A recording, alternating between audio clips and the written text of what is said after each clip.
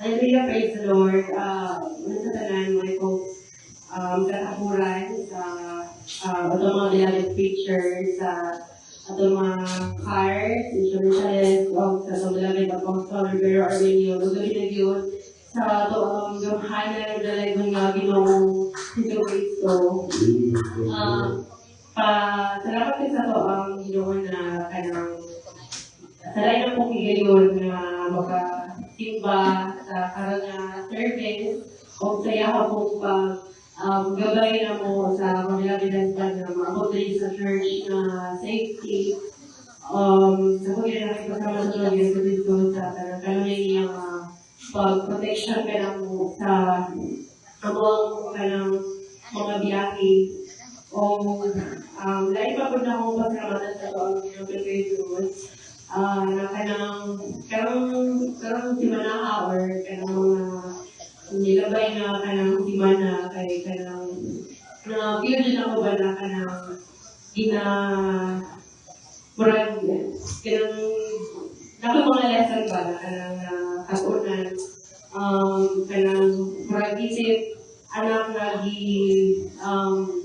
disiplina sa ato ang Pinoong Kristo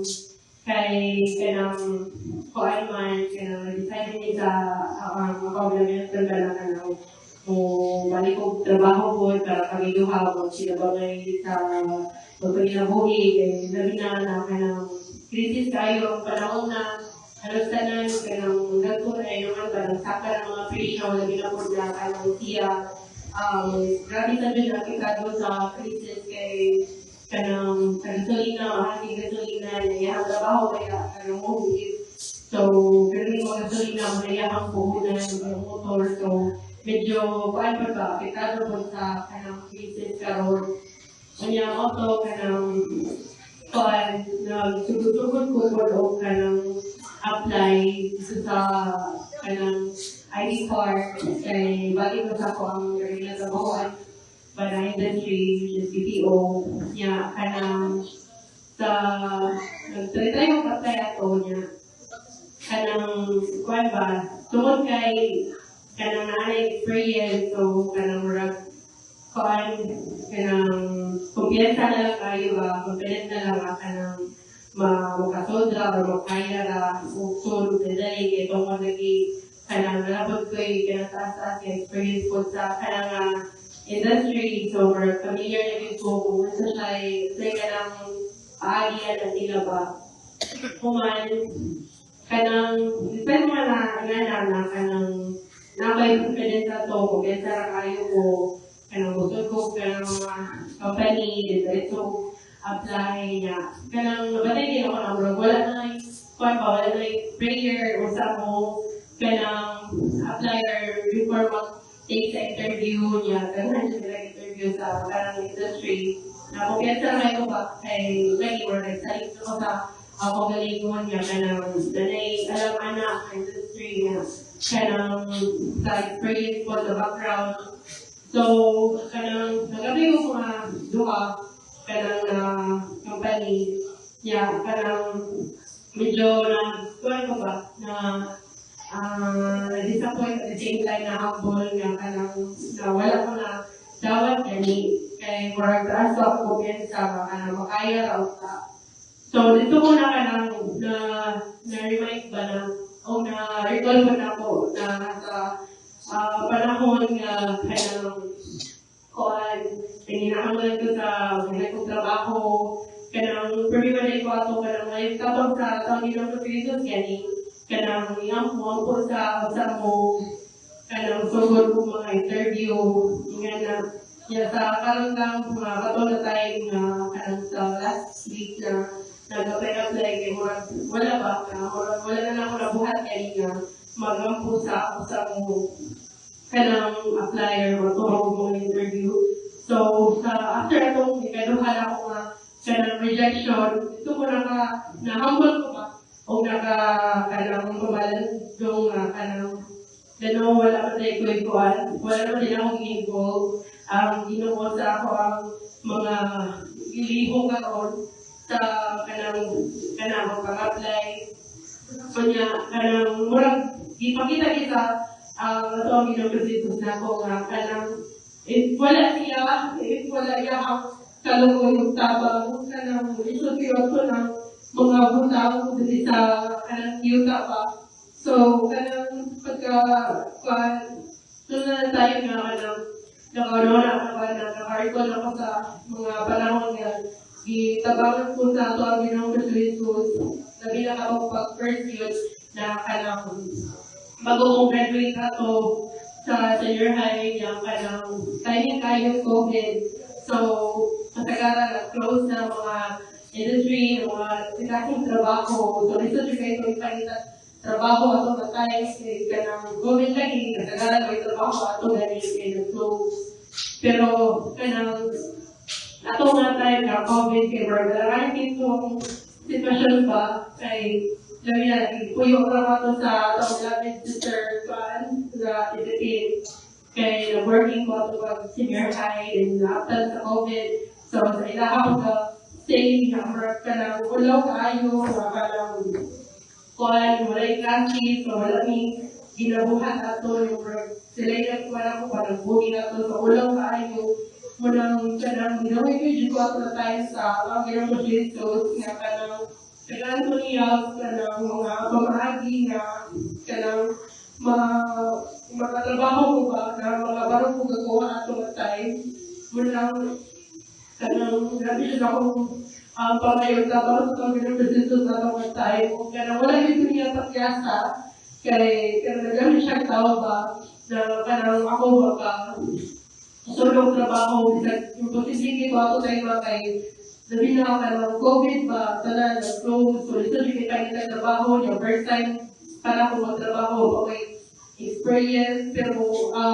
kanang tungkol sa tapos ko ng Jesus, nagagay siya mga tao na kanang sa'yo na kayong tanan, kapipira ang tanan ba kayo? Siyempre, kanang wala kayo kasi ato po sa Cebu City, no, pakoy kwarta ato, okay, allowance, kanang inay ka, kuha na magamit, na natang trabaho pa. So, pero pumagi sa pagkiro ka Jesus, na kahit tungkol COVID ato, kanang nag-stay kami sa office na to ba, so free lang ang kuhan, pwelanan, so wala tayo mo'y kanang grabe nga, struggle ato kay murag i-remote na rin talaga ito kinang ko so kunya ako nyo na ako ipasalamat na lang rin sa susunod kaya na-recall sa nila ko na kaya ba time sa akong life na nangliwag na ito ang ginawang ko dito sa akong kinabuhi na itabangan ko niya kunya kanang life ako na bigayon na kanang na-recall ako na tawagin ko dito sa kapag dito ako kay katong kuan trabaho na ko pero sa certificate ato kunya kanang stress kay ko sa ako ang role ato ba as kanang agent para role stress kayo ko niya kanang di ko masimba covering ko sa ato sa church di ko masimba yun kay conflict kaayo sa time kanang nabot sa point kanang giningon ko sa presensya sa akong ginawang Jesus ba, o kanang pinanahay ko makasin ba. So, akong gibuhat, kay kanang ko kihapon, kanang ngayon kapag sa akong ginawang Jesus, nga, bisan pa man, wala na akong sikasin pa, dahil ko pagkukulang, kanang ako yung kapon siya habang kanang tabangan ko niya, ako yung mga pumahagi nga makasimba ko, o kanang di na po ko ma-stress sa katutunan role. Human ang ibuhat sa itong ginawang Jesus kay kanang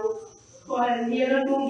taga same position or second level na position na di na siya stress tapos mas higher pang pay tapos maka-diop ako sa learning Sunday. Which is, hindi na kayo siya kanang conflict sa tayo ba kay since na way tayo ito maka-simba na learning Sunday.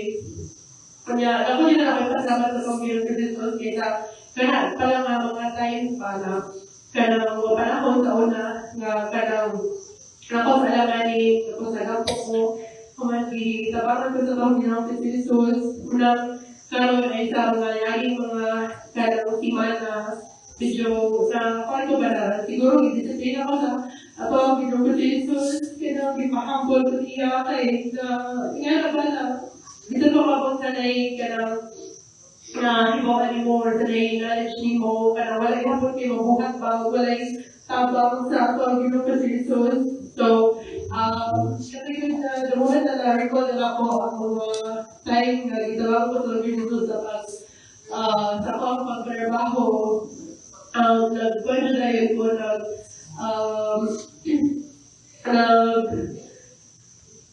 nagkwento na akong magaling ng bagyo, siya akong magaling nun, o nangayon pa sa ilo sa ato ang Ginoo Jesus na kanang nga na wala ko pray sa ngayon tabang sa iya unsa nag-apply. So, pagka next day na ito, pag-uman na ako pinonsol sa mga Ginoo Jesus kay kanang ako rin bibigyan ka lang ngayon tabang sa iyo mag-apo na sa iya kay murag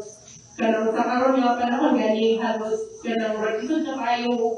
apply pero sa una madali na tayo nagkaroon kayo maranahan kayo may trabaho or nangitan trabaho nabilapod na kanang pag-uong kuan ba ay kanang summer so bisan po mga bagong graduate or mga students na kanang nag-apply so graduates ka daghan ang kakompetensya so pag-uwan ako inusa ako pag-uwan or nakalawin din na kay radyo ka ba sa mga Ginoo Jesus o kanang wala ito niya pagyasa kay muna dito na tayo nga kanang wala siya i-offer na job offer sa ako ba so nakasecure na akong job offer so kanang lang na realize ako ba or kanang disiplina lang sa itong Ginoo Jesus is anak na kanang makalimot na ka sa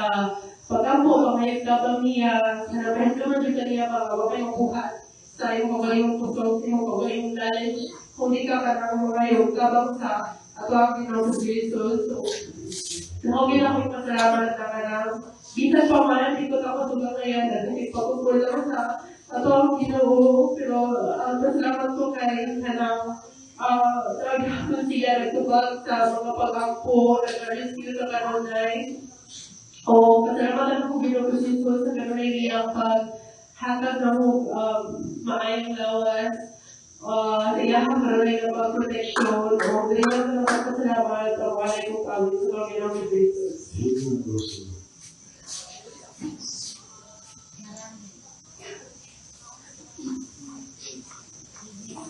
My heart is proud. My mind is so ambitious. I see things you do to me as breaking like the dust. And now you're telling truth and loving me, protect me. You hold me every further and mold me as one make up. I ask you how many times do you feel when I keep on letting you down?